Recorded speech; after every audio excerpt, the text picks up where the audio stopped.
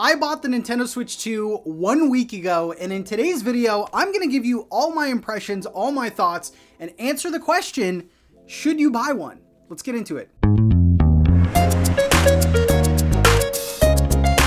Hello everyone, welcome back to the channel, and yes, it's been 1 week since the Switch 2 has come out, and in this week, I got to play around with it quite a bit. I played several games on here.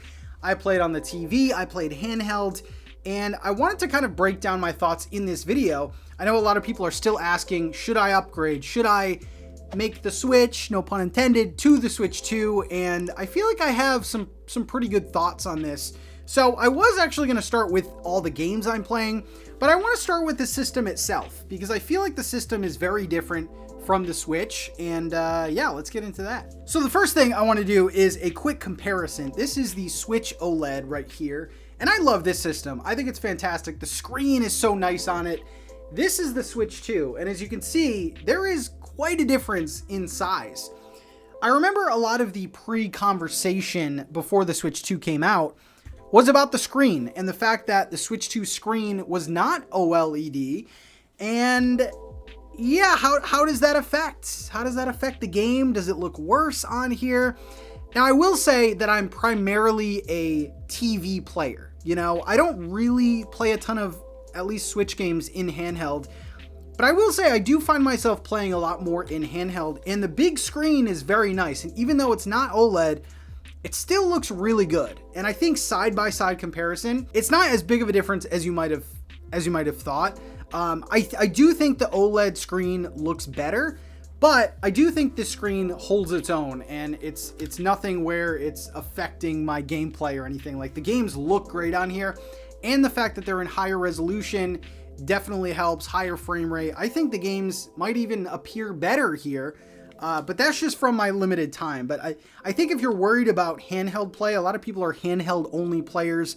Do not worry, because the games look excellent on this screen. But yeah, overall, just to wrap up my thoughts on handheld, it is a much bigger console. You know, I feel like, I don't know, I don't think my hands are that big, but I feel like people maybe with smaller hands might feel like this is a little less comfortable, especially if you're going from the Switch Lite to something like this. Like, it's definitely a big, beefier console, almost to the point where I don't even consider this a handheld anymore. You know, like, you can't really put it in a pocket or put it in a bag super easily. But yeah, I think it's been comfortable in my limited time playing with it. But yeah, I think all of the concerns about, is it comfortable, is the screen good, I think all of those have kind of been debunked, because this is a great handheld playing console. So next thing I want to talk about are the controllers, and the Joy-Con obviously are bigger to fit this screen, and they are very different than the Switch. They don't, you know, snap into plate. Like, they don't go on a rail similar to the, you know, what they did on the Switch. They are actually magnetized, and there's a little release button on the back there. And when they go on, it's satisfying, you know? Has a nice little sound to it, and they are very, very sturdy too. This thing isn't going anywhere. I like the magnets better. I think they're much easier to detach, and then attaching them is just as easy. Yeah, I think the controllers are great. I still think that holding them sideways is still an awful experience. I would not recommend that. Maybe if that's the only controller option you have for two players, then I guess so. But I also do feel like the Joy-Con being bigger, it almost feels worse playing these on its side. You know, like, it still just isn't a great controller that way. But yeah, handheld, if you're putting them in the grip, I think that's pretty comfortable too. So yeah, I do think the Joy-Con have gotten better. The buttons are a little more smushier. I think that's the right word for that. The sticks are a little bit, they're a little higher raised. Like, I like, everything feels good. Everything feels better than the Switch. But it's all about the Pro Controller. The Pro Controller, and I've said this, I said this on day one, but now having a week to myself with this thing, I'm ready to say it. Are you ready? The Nintendo Switch 2 Pro Controller is the best controller Nintendo has ever made. And that's a big statement right there, you know? I actually wasn't a fan of the Switch 1 Pro Controller I just didn't think it was comfy in the hands. Like the controller itself was fine. And honestly, the Switch 2 Pro controller is just a better version of that. But man, the Switch 2 Pro controller, I feel like is a must-buy accessory. You know, I know that the Switch and the games are very expensive, but if you have a little bit more cash, I really do think that the Switch 2 Pro controller is a must-buy. It is that good. And the last thing I want to kind of go over is the battery life of this thing. And again, this kind of goes into the handheld factor here. The battery is not as good as the Switch OLED. I mean, we could have all assumed that, right? Like, these games are much more demanding.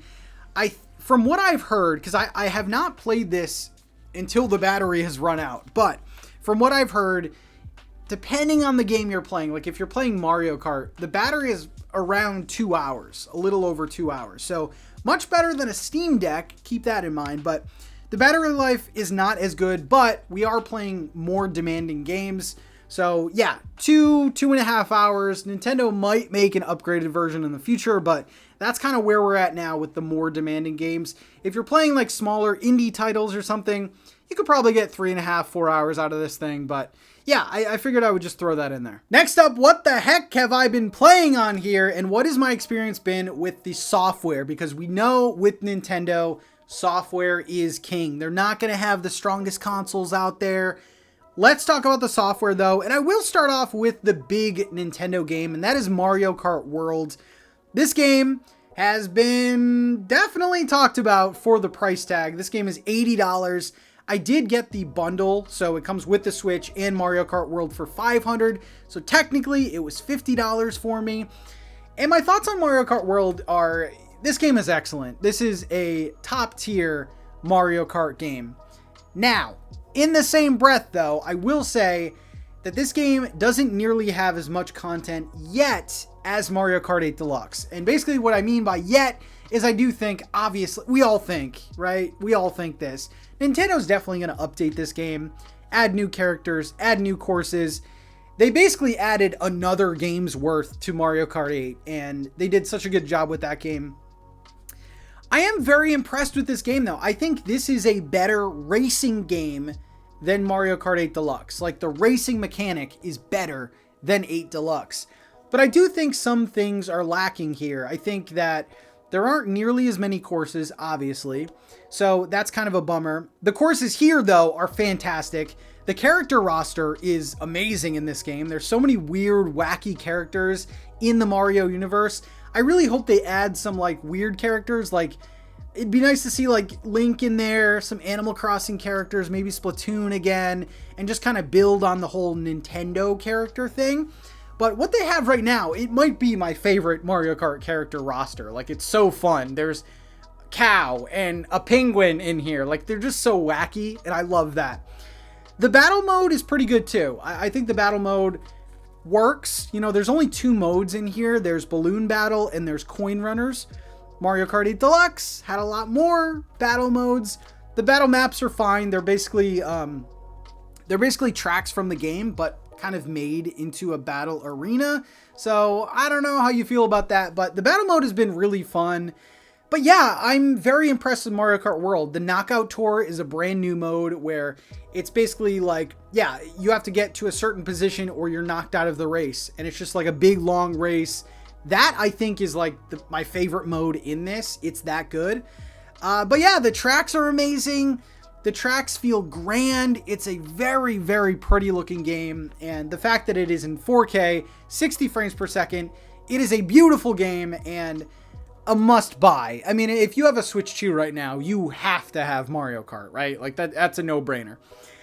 Some of the other games that I've been playing though, I did try out Welcome Tour, which is, you know, a small offering from Nintendo. It is $10 in the eShop, and it's basically like you're learning about the Switch 2. You're walking around in this like museum type thing, and yeah, I don't know. You're answering like, you're taking different quizzes. You're playing little mini games. It's kind of to show off how the Switch 2 was made and stuff like that. And it shows off some things like mouse mode and things like that. I don't know. I think it's kind of a cute title, but kind of should have been a free title or like a free download that Nintendo should have gave us. But Welcome Tour, I don't know. If you're really looking for something new to play on your Switch 2, maybe pick it up, but I don't know. I really wouldn't recommend it. It's kind of boring. I've also played the Switch 2 versions of games, most notably Breath of the Wild and Tears of the Kingdom, and I will say, wow, these games feel like new games. Like, I'm not even trying to hype this up. 4K, 60 frames per second. These games look amazing. The load times have improved so much. This is how these games should have released, but Nintendo's hardware can't handle it. But yeah, these games are awesome, and I really want to go back and replay these because they're that good. Another standout for me was Pokemon Scarlet. I have definitely been on record saying that Pokemon Scarlet is not a good game. I think it's fun. I think it's an enjoyable game, but the performance of it was just so bad. And now with these Switch 2 improvements, definitely a better experience. 60 frames per second. It runs great. So yeah, Pokemon fans, your old Pokemon games are running better. The load times are way less, so that's a good experience. And what I find interesting is I have been kind of revisiting Switch 1 games that weren't advertised as being improved. Case in point, Animal Crossing, a game that I have put nearly 3,000 hours into. I know, I'm a maniac. The game runs better now. The load times are way less, and if you play Animal Crossing, just to start up the game is like a minute and a half. Now it's sub a minute. It's like 40 seconds to start up your game, which is still a long time, but for Animal Crossing fans, that is a huge improvement. Also, in Animal Crossing, if you put a bunch of items on your island, the island actually lags, but now that's not a problem. There's very few pop in. It's essentially an Animal Crossing update that they really haven't advertised as such.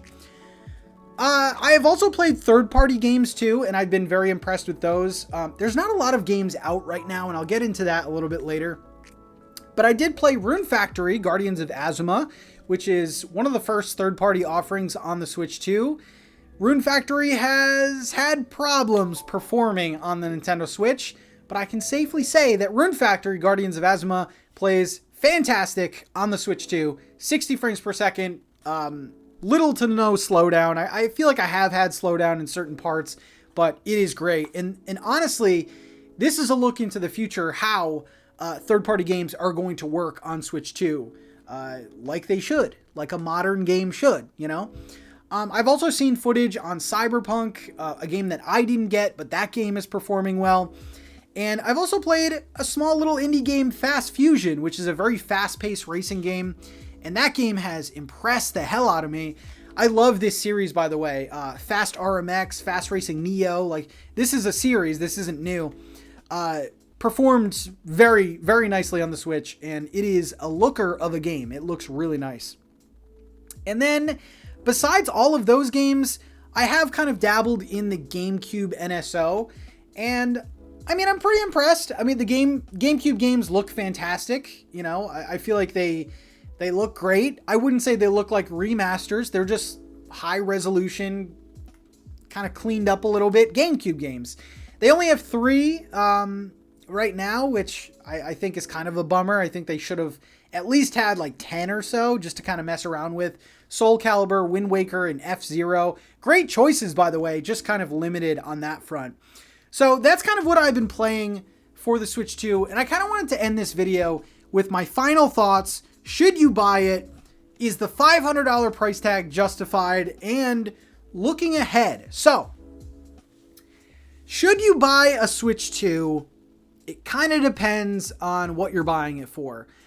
Again, I think with Nintendo consoles, the big thing is software. And at the moment, besides Mario Kart, there's not a whole lot that's kind of, making the Switch 2 a console you must buy.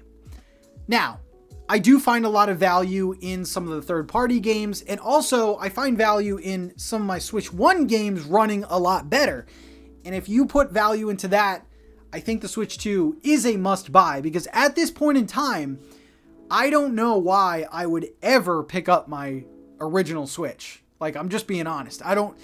I don't know why I would ever pick up my original Switch, because I can put Switch 1 games in my Switch 2 and play them, and they perform better and have better performance. So I think if you are going to upgrade to Switch 2, a nice way might be selling your Switch 1 to get a little bit of money and upgrading that way.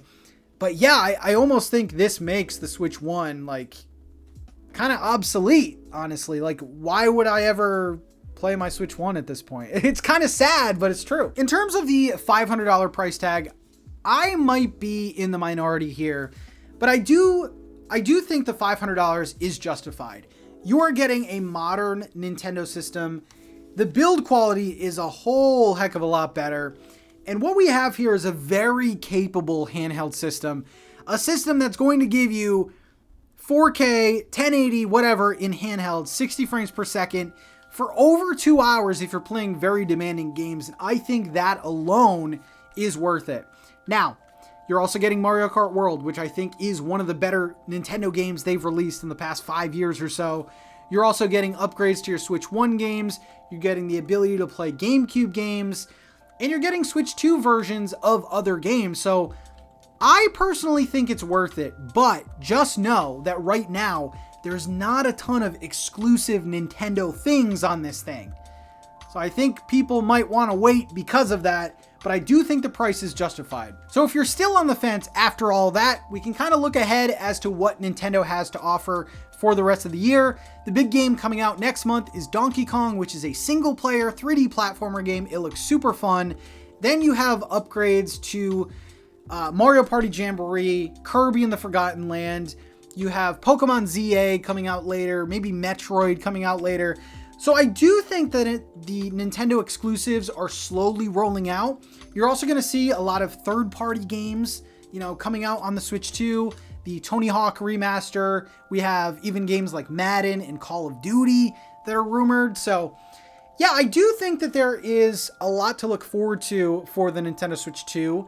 And the past week that I've been playing it, I have been enjoying it. And I don't think once I was like, man, should I have really spent $500 on this thing? I was just having a blast. I will say, again, there's not a ton of exclusive stuff out at launch. So my recommendation would actually be to wait for the majority of people. But for the people that want to play Mario Kart, want to get in on that hype, and honestly, if you're a Zelda fan, you might want to get this just for the performance boost for Tears of the Kingdom and Breath of the Wild, because it's that much of a change. So yeah, those are my thoughts so far. Let me know in the comment section if you have bought a Switch 2, and if you haven't, let me know why you haven't. Are you waiting for a specific game? Is there just not enough out right now? Definitely let me know in the comment section, and I will see you in the next video. Thank you everyone for watching. Bye.